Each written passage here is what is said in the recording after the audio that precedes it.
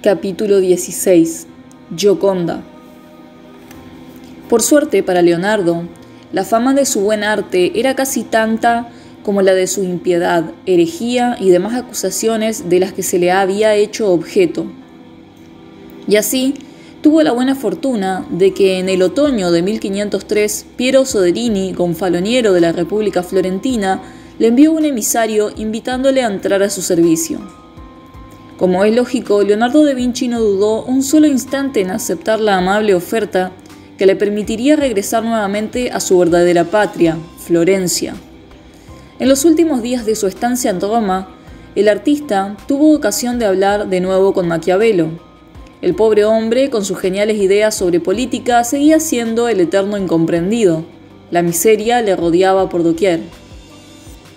«Ambos tenemos el mismo destino, Messer Leonardo», le dijo. «Para todos, vos y yo somos extranjeros, intrusos, vagabundos sin hogar, eternos desterrados.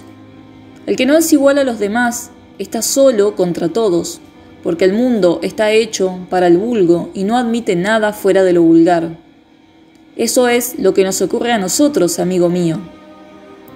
Cuánta razón tenía aquel a quien la posteridad reconocería como insigne estadista y gran escritor. Al igual que Leonardo, sería con el tiempo considerado un genio sin comparación. Ya en Florencia, Leonardo fue recibido por Piero Soderini con grandes muestras de simpatía. En cierto modo, el gonfaloniero florentino se sentía protector del artista, porque es bien cierto que Leonardo en su patria era considerado como un traidor, puesto que dibujó los mapas militares que le permitirían a César Borgia conquistar la República. A pesar de ello, Soderini se erigió en su defensa y le hizo venir a Florencia para entrar a su servicio. «Quisiéramos, Messer Leonardo», le dijo, «decorar la gran sala del consejo, y que vos os encarguéis de uno de los lienzos». «Agradezco la atención, su señoría. ¿Habéis pensado en el asunto que os agradaría?», preguntó el artista. «Concretamente no, pero nuestra idea es la de perpetuar un hecho glorioso de las armas florentinas. Podéis elegir vos mismo». Leonardo permaneció unos minutos en silencio.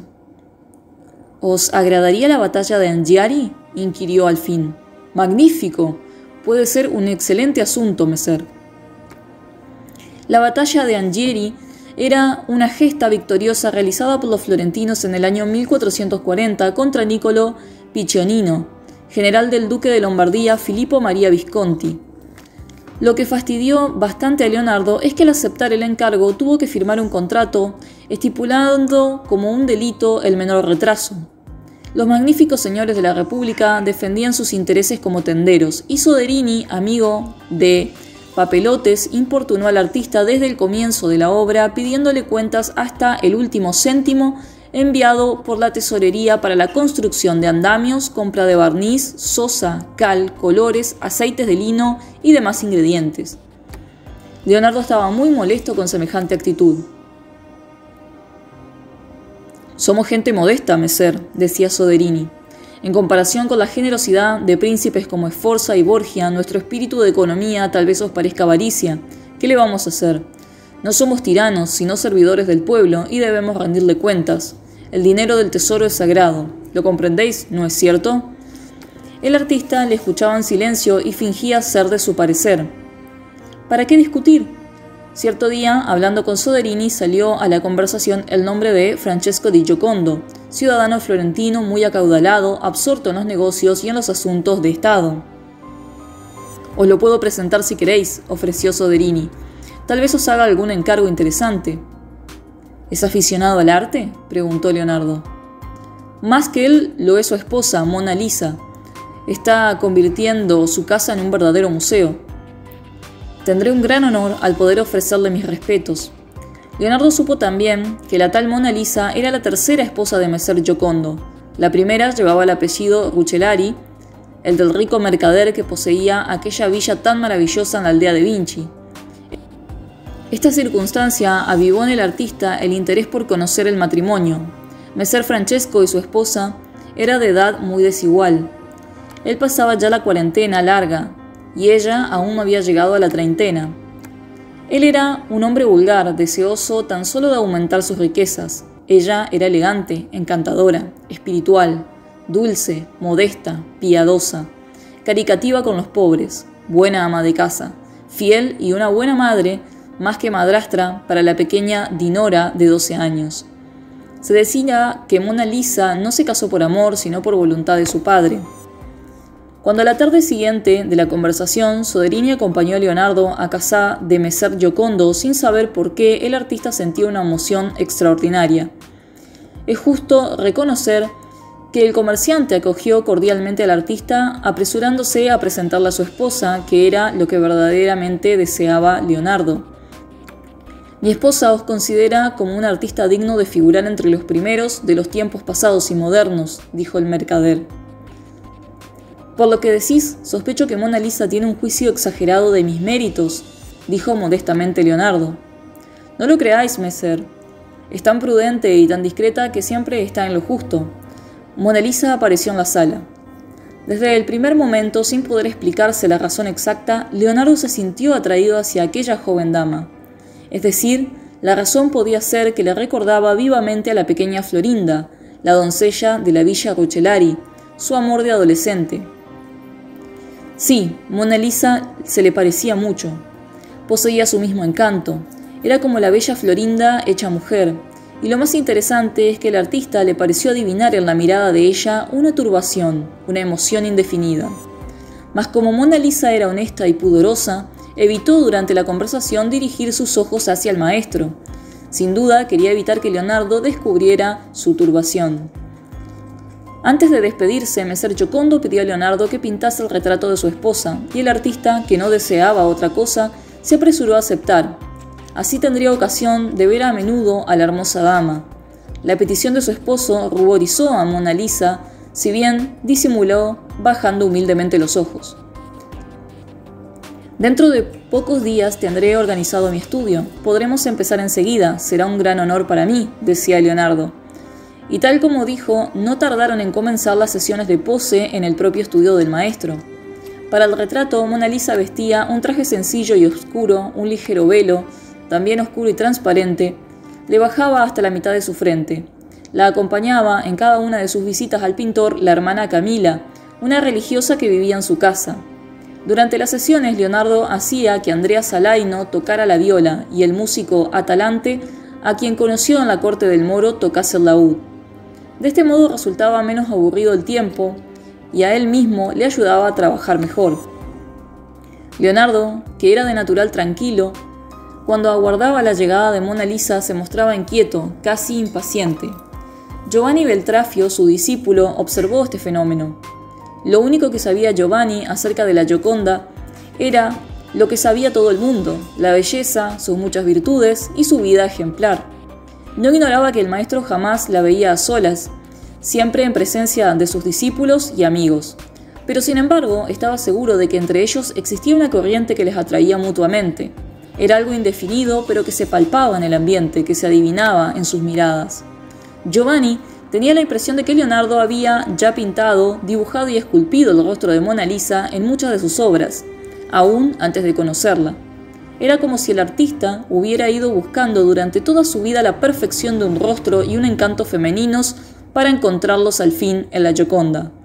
Y Leonardo quería reflejar tan exactamente lo que había soñado en aquel retrato, queriendo que fuese esta la obra que quedase para la inmortalidad, que en la primavera del año 1506 aún seguía pintando con una constancia y un ardor desacostumbrados en él. Cierta mañana trabajaba en el cuadro de la batalla de Anghieri, que alternaba con la Gioconda y otros trabajos cuando vino a hacerle una de sus fastidiosas visitas Ser Piero Soderini. Leonardo ya había pintado un buen fragmento del cuadro, pero muy pequeño si se tiene en cuenta que llevaba pintando en él desde hacía 2 años. Podía adivinarse el sentido que el artista daba a su obra. Era la guerra en todo su horror. 4 caballeros luchaban por una bandera. Un harapo se agitaba en la punta del palo largo, el asta rota. 5 manos la empuñaban, tirando con rabia en sentidos opuestos. Los sables se cruzaban en el aire. Las bocas abiertas indicaban la furia de los gritos. Los rostros humanos convulsos, no eran menos terribles que las fauces de los monstruos míticos en las corazas de cobre. Los hombres habían contagiado la furia a sus caballos, encabritados con las patas delanteras en alto, las orejas pegadas, las pupilas centelleantes. Enseñando los dientes, se mordían unos a otros como fieras. Entre el barro sanguinolento, bajo las patas de los caballos, un hombre mataba a otro cogiéndole por los cabellos y golpeándole la cabeza contra el suelo, sin darse cuenta de que los dos iban a ser aplastados. La realidad era escalofriante, monstruosa, viva, dolorosa. Messer Soderini, después de cambiar unas palabras con Leonardo, se caló las antiparras y examinó el cuadro. «¡Perfecto! ¡Asombroso!», exclamó. «Los caballos parecen vivir. Sin embargo, Messer Leonardo, le repetiré lo que tantas veces le he dicho. Si termináis este cuadro tal como lo habéis comenzado, el efecto será demasiado abrumador, demasiado penoso. La verdad es que no era esto lo que esperábamos. Es cierto que la guerra es tal como vos la habéis representado, pero ¿por qué no embellecerla? Ennoblecerla un poco, o por lo menos evitar esta realidad tan agobiante». Y el gonfaloniero florentino se deshizo en una serie de consideraciones que Leonardo escuchaba en silencio. «¿Sabéis lo que debemos hacer para decidir sobre mi obra?», dijo finalmente el artista con una imperceptible ironía en la mirada.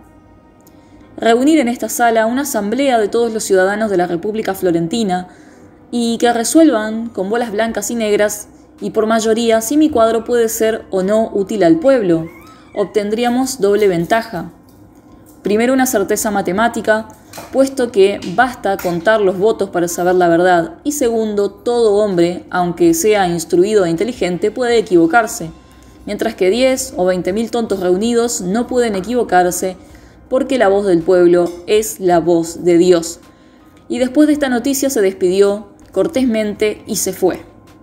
Soderini no comprendió al principio, mas cuando se dio cuenta de la ironía que encerraban las palabras de Leonardo, quedó estupefacto ante la osadía. Pronto se rehízo y no se mostró ofendido porque consideraba a todos los artistas desprovistos de buen sentido. «Antes de que me olvide, Messer Leonardo, ¿sabed que hemos encargado a Miguel Ángel Buonarroti que pinte un cuadro también de batalla en el muro opuesto al vuestro?»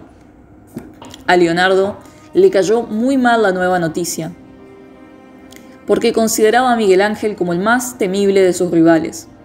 Precisamente cuando él llegó a Florencia 2 años atrás, había en un patio de la catedral un bloque de mármol blanco, destrozado por un escultor inhábil.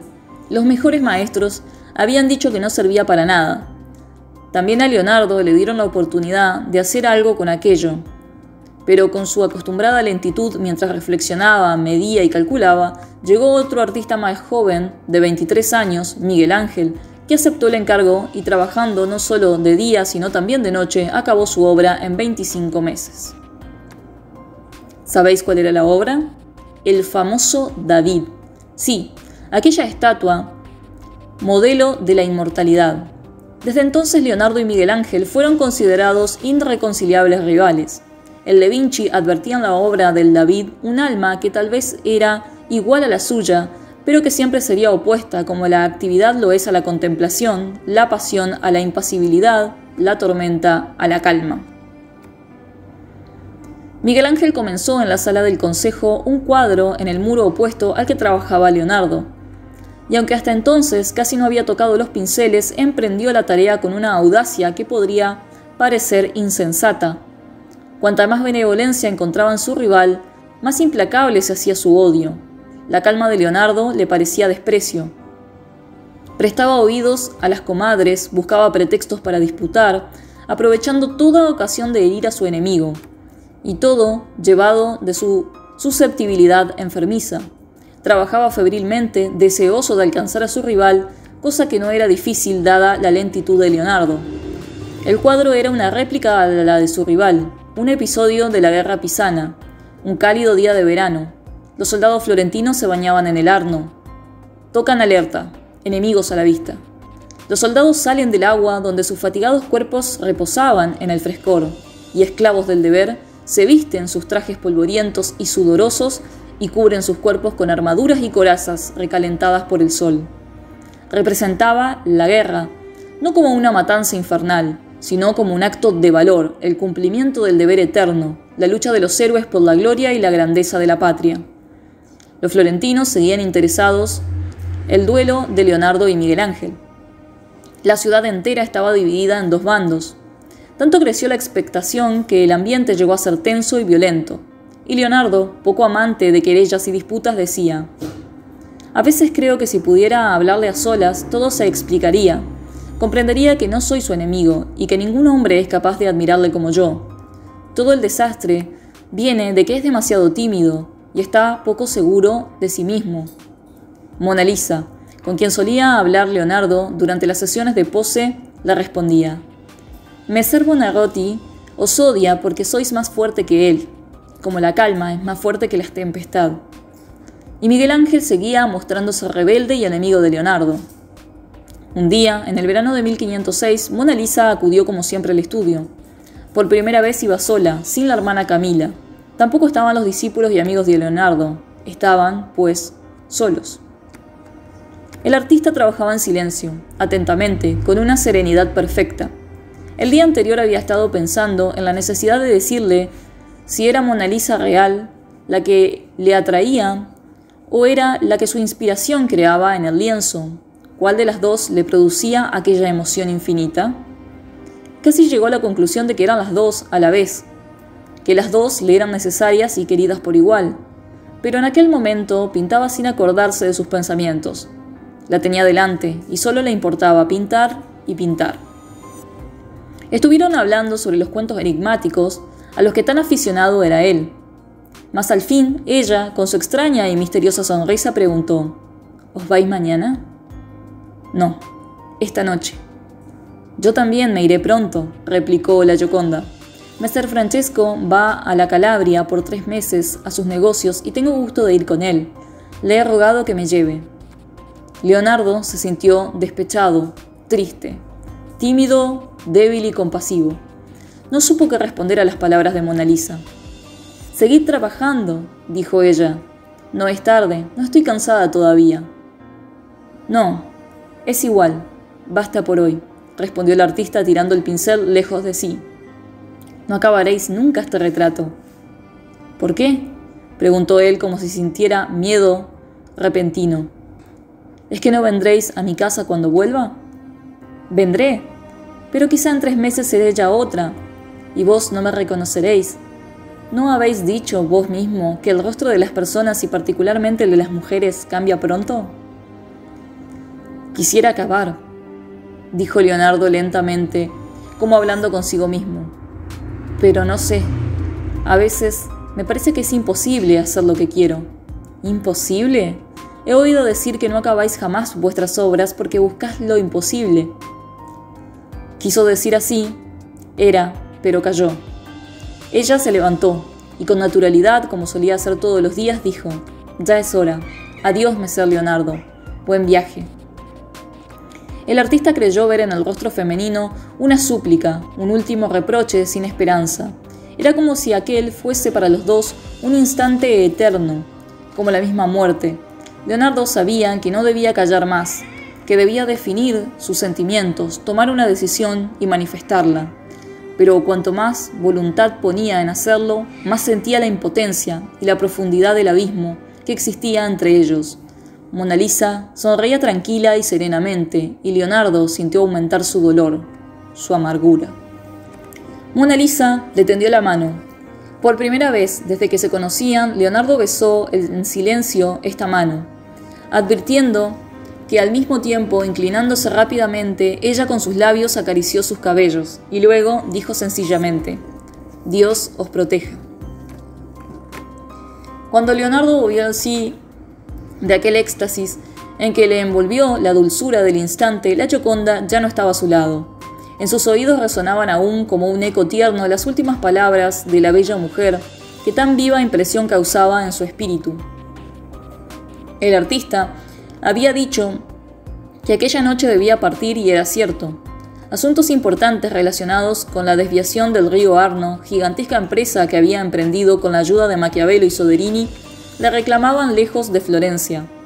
Pero cuando más falta le hacía el apoyo, las señorías de la República se echaron atrás y el fabuloso proyecto se vino abajo, constituyendo un tremendo fracaso para Leonardo, que lo imaginó, para Soderini, que quiso apoyarlo, y para Maquiavelo, que integró para lograr la ayuda.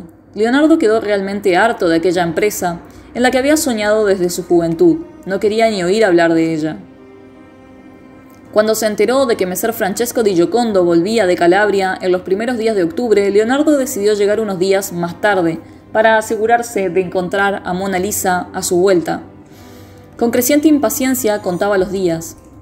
La sola idea de que la separación pudiera prolongarse llenaba su corazón de tal angustia y temor tan supersticioso que procuraba no pensarlo. Una mañana, muy temprano, llegó a Florencia. Iba pensando en lo que le diría para que ella jamás volviera a separarse de él, para que la Gioconda se convirtiese en su única y eterna compañera. Su alma se llenaba de alegría ante este pensamiento. Parecía que sus 54 años eran apenas 15. Por el camino encontró a un tipo chismoso y malévolo que se apresuró a acompañarle, a pesar de que Leonardo no le hacía el menor caso. Le hablaba de Miguel Ángel, deseoso de hallar algún comentario en boca de Leonardo para repetírselo a su rival, pero el artista callaba. «Decidme, Messer», insistió el hombre, «¿no habéis acabado aún el retrato de Mona Lisa?» «No», repuso el artista frunciendo las cejas. «¿Qué os importa eso?» «Oh, nada, pero a veces piensa uno que después de 3 años de llevar trabajando en el mismo cuadro, es extraño que no haya acabado todavía. Nosotros, pobres profanos, le encontramos tan perfecto que no podemos imaginar que no se pueda hacer nada». Leonardo le miró con repugnancia. Sintió tal odio por él que tuvo que esforzarse por no agarrarle por el cuello y arrojarlo al río. «¿No sabéis nada, Messer Leonardo?», preguntó el miserable, dando a entender que tenía alguna noticia importante. Repentinamente el artista trocó su repugnancia por temor. Y el otro, seguro del daño que iba a causar, adoptó un aire infrahumano. «Dios mío, es verdad, acabáis de llegar y no sabéis nada todavía. Imaginaos, qué desgracia, pobre Messer Giocondo, se ha quedado viudo por 3ª vez. Hace un mes que Mona Lisa ha muerto». Los ojos de Leonardo se nublaron. Por un instante creyó que iba a caer, pero se rehízo enseguida, con un esfuerzo increíble. Su rostro, cubierto de una ligera palidez, se hizo impenetrable. Por lo menos, el hombrecillo que esperaba regocijarse con el espectáculo de su desesperación no advirtió nada, y muy chasqueado decidió abandonar la presa, alejándose rápidamente. En un principio el artista creyó que era una invención para ver qué impresión le producía, puesto que se hablaba desde hacía tiempo de los amores de Leonardo y la Gioconda. Pero aquella misma noche lo supo todo. La muerte de Mona Lisa era una cruel realidad. Una vez más, el fracaso le hundía en la amargura y la soledad. Ella desaparecía para siempre y su retrato quedaba sin concluir, como casi todas sus obras. Su destino era triste, muy triste. Su corazón sentía un inmenso vacío que tal vez nada podía llenar. En los diarios de Leonardo se lee esta nota. El miércoles 9 de julio de 1504 a las 7 de la tarde murió mi padre, Ser Piero de Vinci, notario de Podestà. Tenía 80 años. Deja 10 hijos varones y 2 hembras. Su padre había dicho varias veces ante testigos que a su hijo ilegítimo le dejaría la misma parte de herencia que a los demás. Pero es el caso que a la hora del reparto a él nada le tocó. Mas cierto usurero al que Leonardo solía pedir prestado, dando como garantía la futura herencia, le ofreció comprarle sus derechos en el litigio con sus hermanos. Leonardo era enemigo de los asuntos de familia y de los procesos judiciales, pero su situación económica estaba entonces tan embrollada que consintió en ello, y comenzó un pleito escandaloso que debía durar 6 años y en el que se sacaron a relucir todas las injustas acusaciones de que fue víctima Leonardo a lo largo de su vida. A todo el cúmulo de sinsabores que se le venía encima se unió el fracaso del cuadro que pintaba sobre la batalla de Anghieri. Quiso probar por segunda vez el mismo procedimiento empleado en la Sagrada Cena y resultó un nuevo fracaso, a pesar de añadir perfecciones al sistema. Tuvo que abandonar la obra y fue acusado de estafa contra los bienes del tesoro, pues había recibido grandes anticipos de dinero. Quiso restituirle pidiendo a unos y a otros, pero Ser Piero Soderini se negó a aceptarlo. Las preocupaciones se sucedían. Leonardo da Vinci estaba fatigado, deshecho. Todas sus obras se le escapaban de las manos, desaparecían. Nada quedaba de todo lo hermoso que ideó su mente y creó su espíritu inquieto. Y en aquel caos de amargura, fue a su estudio, se acercó a un cuadro colocado sobre un caballete cubierto con una tela, se separó lentamente. Era el retrato de Mona Lisa. No lo había descubierto desde el día en que trabajaba por él por última vez, cuando su última entrevista.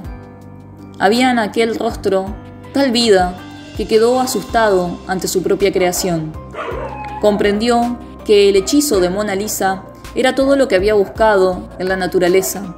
Con una curiosidad insaciable, comprendió que el misterio del mundo era el misterio de Mona Lisa.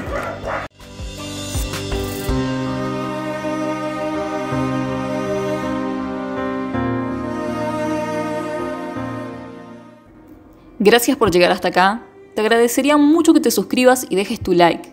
También podés apoyar este canal a través de Mercado Pago. Y hasta la próxima historia de arte.